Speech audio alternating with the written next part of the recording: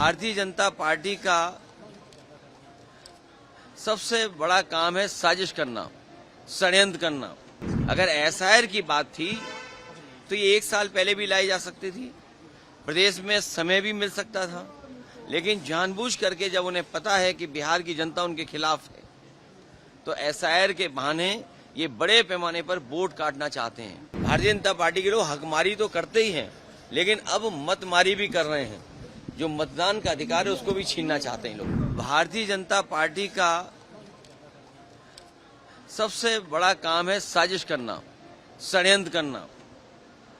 और जब बुनियादी सवालों के जवाब उनके पास नहीं है तो चुनाव में किस तरीके से षड्यंत्र करें, चुनाव में कैसे हेराफेरी करें।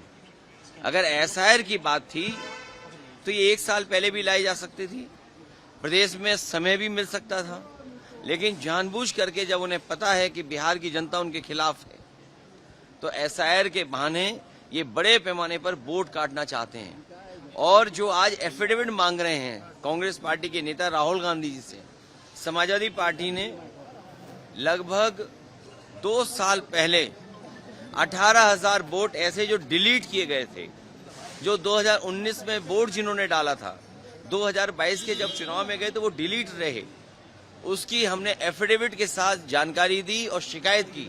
अभी भी एक भी अधिकारी के खिलाफ कार्रवाई नहीं हुई है।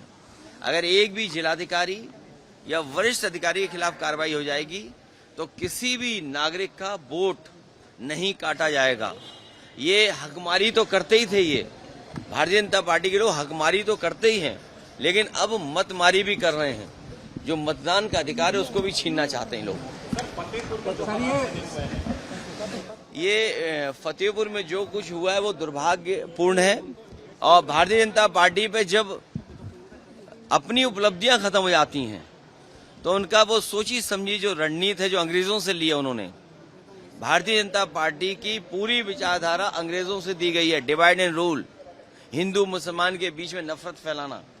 अगर हम हक की बात करें तो हिंदू मुसलमान को आगे कर देना। ये जिस तरह का काम हुआ है फतेहपुर में, सरकार को उन दोषी लोगों के खिलाफ कार्रवाई करनी चाहिए।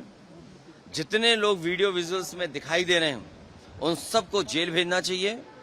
और अगर जिलाधिकारी और पुलिस विभाग वहां का नहीं भेज रहा है तो कहीं ना कहीं सरकार को ये निर्णय लेना चाहिए कि वो अधिकारी रहने लायक नहीं है, उन्हीं के कारण वो घटना हुई है। सर, ये संसद से कब लड़ाई लड़ेंगे?